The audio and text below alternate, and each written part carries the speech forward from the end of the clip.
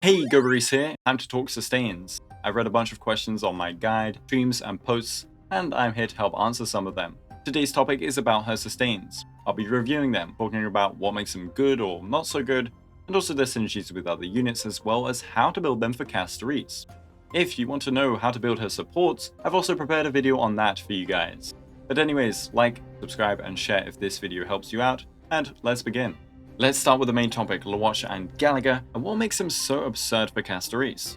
Real quick though, please note that my upcoming healing and new bud calculations are based on well-built sustains with ideal stats and 4 allies. If considering an extra ally like a little mem, their new bud can reach a bit higher. Anyway, the first big takeaway is the on-attack healing. It creates potential new bud charging unlike any other healer as of 3.2. And with Tribi and RMC being her best 2 supports that attack a ton, it only makes it even more synergistic. Imagine this scenario. Lingsha hits a big healing combo, and then Castorice uses her skill. The Castorice ends up at about 80% new bud. Your Tribi acting is not going to charge any more healing, and even Remembrance MC coming in and using a skill is not going to charge enough. So you have to wait for your next rotation for Lingsha to heal again and to summon your dragon. If Lingsha for whatever reason acted after Castorice because she's too slow, then things would be even worse, as you'd have to have Castorice act again and either skill and waste like 30% new bud generation, or she'd basic attack, and in either scenario she loses a turn of mem support. You can calculate a sustain's potential in a vacuum for Castorice, but only when testing them in game can you truly see their pros and cons. On-attack healing is so potent because we can avoid wasting Castorice's ultimate charge, and we can get gains here and there, summoning Netherwing earlier, and it will all keep adding up to an extra dragon with enough team rotations. We do have high burst charging from Gallagher, but we also have smaller bits of charge every attack now. And with supports like Tribi and RMC, and even just the healers themselves that can attack so frequently, it stacks up to a ton. Rather than having to wait for a healer to act to hit an ultimate threshold on Castorice, instead, we can use our team to get an ultimate when we want it. But another big thing is their healing potential. These 2 sustains, because of how they work, but also just their kit numbers, have the highest healing output in the game. If we compare the skill healing of Gallagher, Luocha, and the other 5-star healers on standard builds, we can see that they actually heal less overall than Lingsha, Huohuo, and Bailu on a single skill. On average, Luocha and Gallagher would charge around 9 to 10% of new bud in one skill, whereas Lingsha and Bailu can do slightly more, and Huohuo can do nearly 20% with that blast heal. These 3 healers also have ways of getting extra healing, like Lingsha getting Fuwen actions, Huohuo having on-turn mini healing procs, and Bailu having invigoration proc if the enemy attacks an ally. However, what lets Luocha and Gallagher surpass these is their healing output from the on-attack healing. In Luocha's case, every ally attack is always going to heal the ally that attacked for a bunch, and then heal all other allies by a smaller amount. This gives around 8% charge for Castorice. Every ally attack being able to generate that much charge extra starts ramping up immensely and beats out any healer not named Gallagher. A Lingsha skill into Fuwen into ult into Fuwen, which is a burst combo that isn't always up, can generate around 45% new bud charge. But then Luocha's skill is about 10% new bud, and so with only 5 ally attacks on top, you're already beating Lingsha's maximum healing burst combo. As for Gallagher, he has all of his on-attack healing centralized onto one target. Instead of healing all allies on any enemy hit, we will heal one ally based on the number of besotted enemies hit. It's kinda neat, they both work differently and similarly at the same time. But what this means is, starting from 3 target attacks onwards, Gallagher will contribute more new bud generation per attack over Luocha. Even at 2 targets, he has a similar amount of healing. So 3 target or higher attacking abilities like Tribi basic, Mem's attack, RMC's ult, Gallagher ult, Castorice skill, etc. will all generate 11% new bud charge versus 3 besotted enemies. Gallagher also has his enhanced basic, every single ult, which will generate an absurd amount of charge of about 14 to 18%. And he has his ultimates that can further contribute to charge. What Gallagher does is he combines that burst healing that Lingsha can do with the on-attack healing of Luocha, and that is what makes him so powerful. He can skill into ult on besotted enemies into enhanced basic and generate 40% charge before considering any ally attacks. 2 skills later with the right build, and he can even have his ultimate up again. And because he has that enhanced basic that generates more new bud than most sustain abilities do, and more than his own skill does, that means he brings better SP generation than all other sustains do if you choose to skill spam on them. Now, Luocha would technically be preferred into 1 to 2 targets, pure fiction, and super duper fast enemies, but even ones like Huohuo are not too bad to play into because Gallagher can keep ulting so frequently with this new freedom to skill spam. And regardless, into 1 to 2 targets, Luocha has no sudden burst combo he can magically make appear. There's not as much min-maxing you can do, or sneaky dragons before a cycle ends. If he ults during his healing zone, he provides the same charge as any other attack would do. But Luocha is still great, and if Gallagher is on another team or you don't want to use him, that's okay. Luocha will do fantastically, but if you're a free-to-play player wondering if you should pick up Luocha for free, I'd rather just pull Gallagher on Castorice's banner and you'll be good to go. But before we go on to the other sustain options, how do we build Luocha and Gallagher? For building these two units, it's quite similar to usual, but there are some modifications we can make to further boost their potential with Castorice. When using Gallagher with RMC, I really like running him above 165 speed and under RMC speed. This allows you to summon Mem and have Mem support up really early, and before Netherwing's second turn, after using Castorice's technique. If using them with Tribute on a light cone that isn't her signature one, having this happen also lets her ult before Netherwing's second action, which is something she could only do with Bonwak on her or her signature. So above 165 and under RMC speed, then a whole bunch of break effect and HP.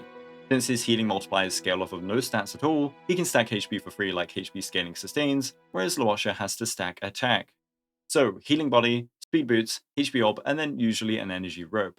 We will stack break effect through substats and maybe relic bonuses. With shared feeling and an energy rope, you can hit a very fast ultimate rotation and keep cycling Besotted with a 5-hit attack for so much new bud. With post-ops energy regen, you can do the same. Without a flat energy or energy percent cone, your rotation will be 1 EBA and 2 skills, but only if you have an energy rope and you get hit. So at that point, you can go for a break rope for more healing if you prefer a guaranteed 1 EBA 3 skill rotation. I think I prefer energy rope either way, as lots of energy sources exist.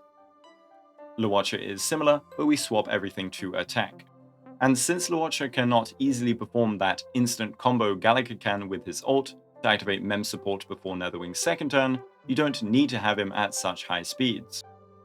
If you want to do the combo though, you'll need Shadowburn 3-star Light Cone on RMC and Shared Feeling on Luocha with energy ropes and planars.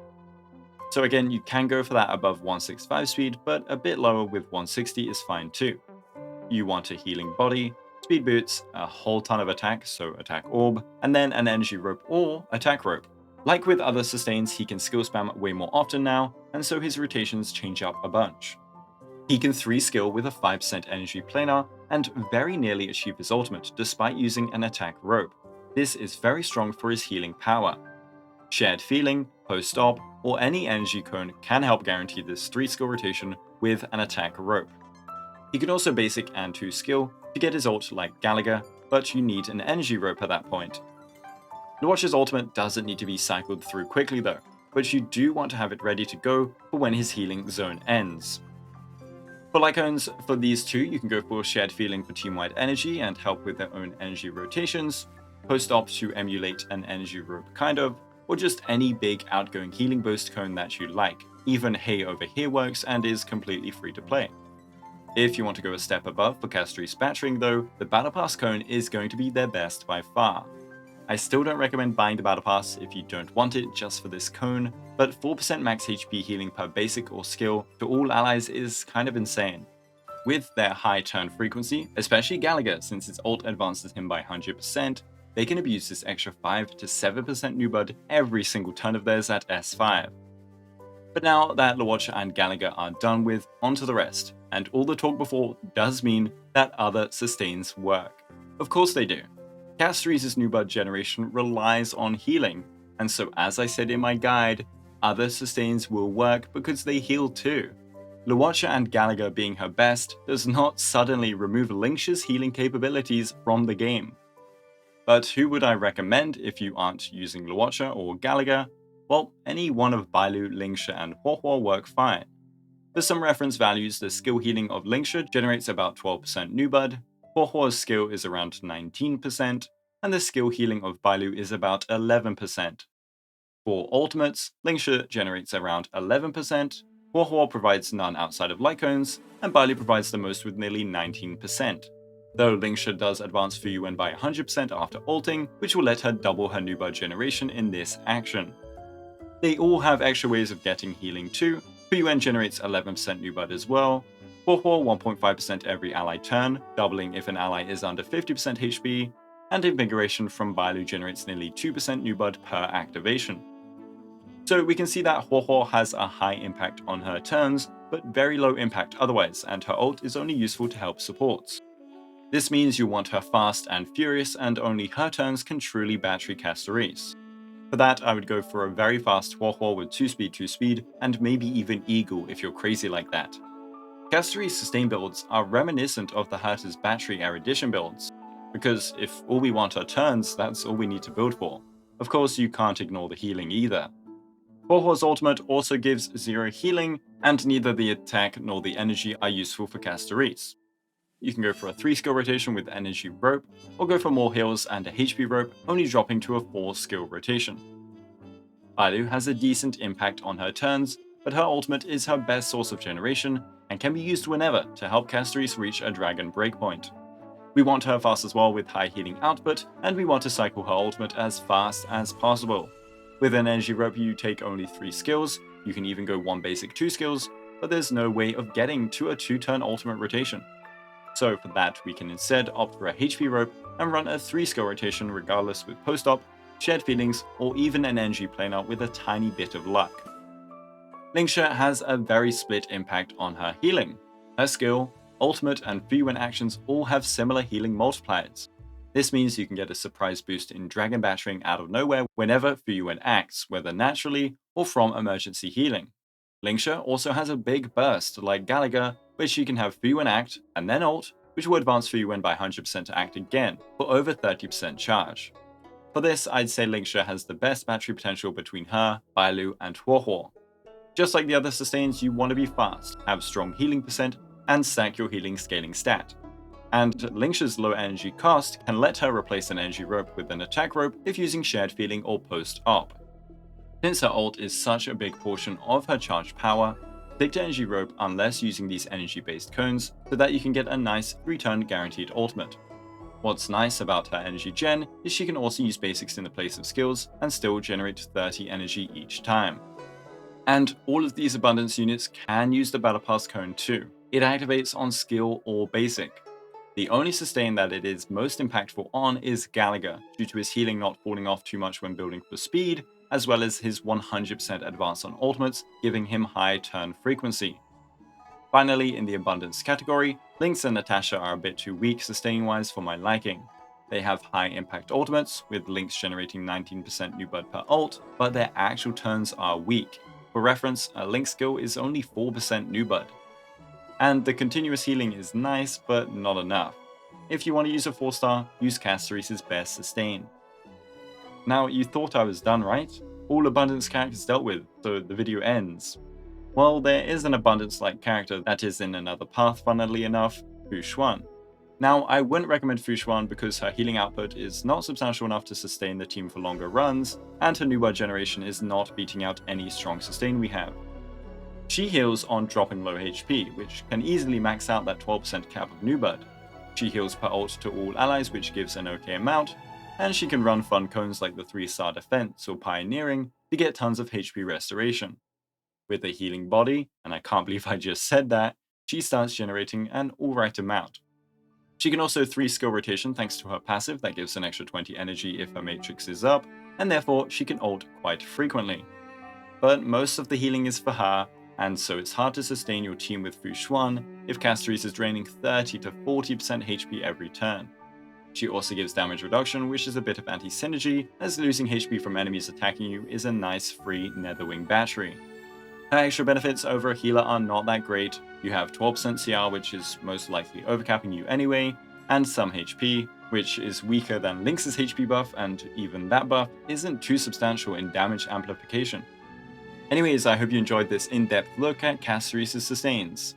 If this video helps you, be sure to check out my support one for even more information on her. Like and sub and share if you want to help me out, and thanks for watching. Thanks to my amazing YouTube members, and have a Guoba day.